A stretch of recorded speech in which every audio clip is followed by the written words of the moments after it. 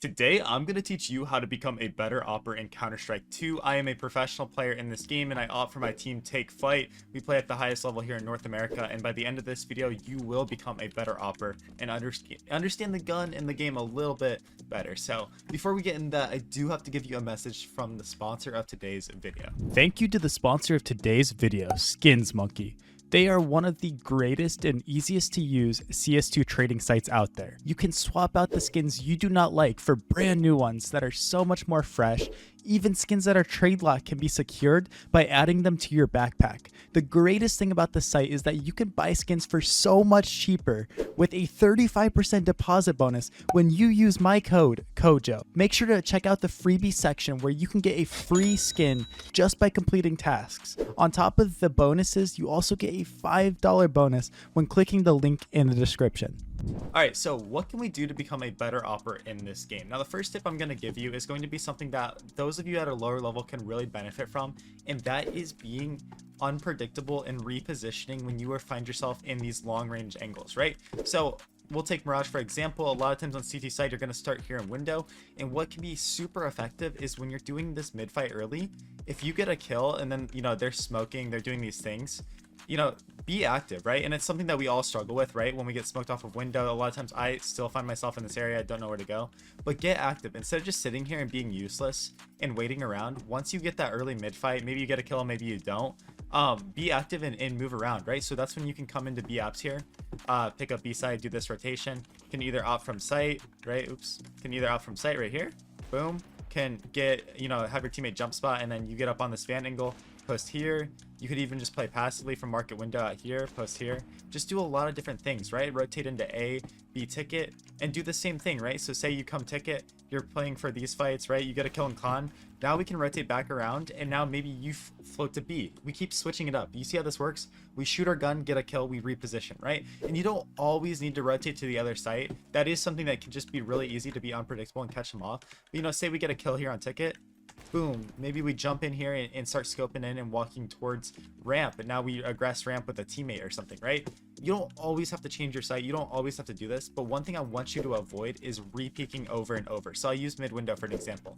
Say, there's 3 guys running out mid, we get the first kill, and then we go to re-peek without any flashes, any teammate support, and we die. Why do we die? Because we got that first kill, but now there's an opper posted here and he trades us. Avoid re-peeking without utility, without teammates, without a plan, right? If you're just peeking the ego kill, you're going to lose most of those fights, right?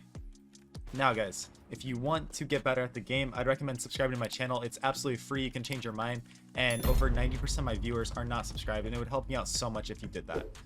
The next thing I want to give as far as advice with Awping is playing behind cover. Now this sounds very obvious, but a lot of new players, a mistake I see them making is finding themselves in these big open areas with nowhere to go. So if you're rifling, you can get away with being in these open areas, right? It's maybe not as good, but you have 30 bullets usually that you can multi-frag and get kills with, right? You can just keep spraying down and you can be really active.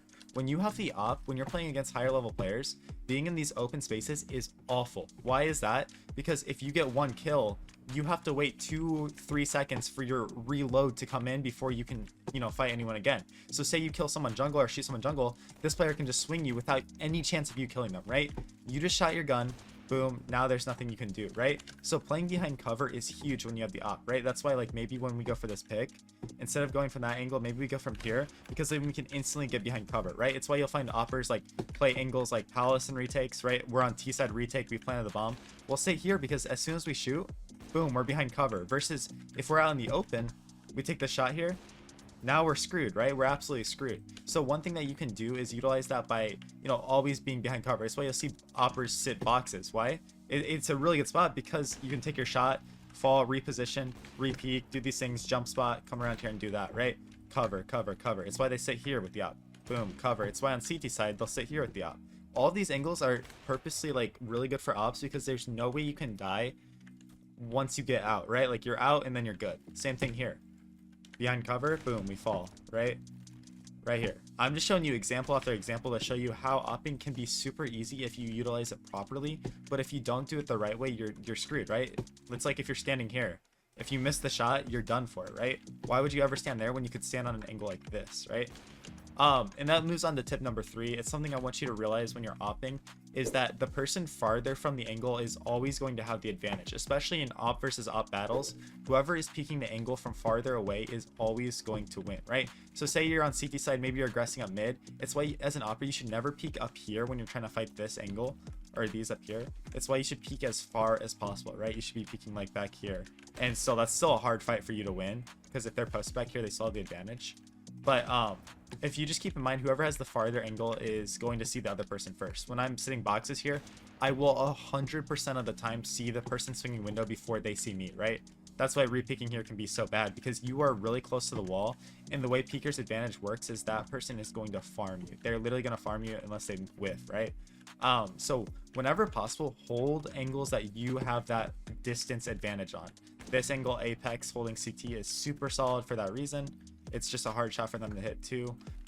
It's why like holding connector from ticket is so good too, because when they're swinging you, they're so much closer to the wall and you see their elbows and stuff before they can even peek. That's why like holding this top mid angle from cat is super effective, because from their perspective, they're usually swinging really close to this wall here. Just something to keep in mind, and just understanding that when you have the op specifically, your gun is going to stick out super far too. So when you're swinging these angles, they're going to see your gun barrel, and as an opper, you just want to stay away from walls as much as possible. Like you know, stay away from like close angles like this, right? I just showed you how using walls can be great, but also they can be bad for you if you don't understand how peeker's advantage, how distance works, and stuff like that. So always keep that in mind. Now, another tip I'm going to give you is always keep in mind your economy. As an opper, you are only as good as your economy, right? If you can't have enough money to consistently get an op and utility and all these things, you're absolutely screwed, right? So if you're on the T side and you're in a 2v5, instead of going for every 2v5, I want you literally just to save the op. And if you can get good at saving the op, it's going to tilt the other team too, because they're like, dude, this guy's just getting exit frags and, you know, he's just doing this. I see it on my team. I see it at other teams where no matter what level you're playing at, it's just something that tilts people, is when the opper gets to just save their gun, and then you can use that up in the next round even if your team is saving. Having this weapon that can one-shot somebody and change the course of the whole entire round is massive to being able to win the game. So saving it and having that good economy means everything. That also means, by the way guys, that you shouldn't necessarily always be running in and trying to entry with the op and doing all these crazy things and, you know, 24/7 just running in with your head cut off, because if you're dying more often as the opper, you're hurting your own economy, and it's making it harder for you to get that op up. Really good oppers are, you know, almost always having low amount of deaths but high amount of kills, because, you know, they're playing very supportive. Maybe they're going for a pick early with a flash or something, but they're kind of sitting back and holding off the choke points, like I showed you earlier. Like they're holding off like these angles, right, while their team is scaling in, and they're picking off people that are trying to fight their teammates. It's so effective. It's so good. You're not going to see many high level oppers entering in, you know, clearing out all these angles with their op and doing this. It's just not effective. It's not how you should be playing CS, so keep that in mind. But yeah guys, I think that's a good amount of advice that you can learn from. These are some things that you can do to be better at opping inside the game. I would go ahead and watch me on twitch.tv/KojimaCS. Again, just drop me a follow over there. You can always unfollow if you don't want that, but I'm trying to make my dreams happen, and I want to make it in this game as an opper. So right now my next focus is trying to make Team USA. I want to be the opper for that team and travel the world playing for them. So I'd appreciate every bit of support you guys can give me along that journey. So I appreciate every single one of you. I'm going to keep bettering myself. I want you to keep betting yourself. Go ahead and watch the video on your screen right now if you want to learn how to become a better person and player inside the game. I appreciate every single one of you. Keep working hard, make your dreams come true, and never stop doing what you love. So catch you guys all later. Peace out.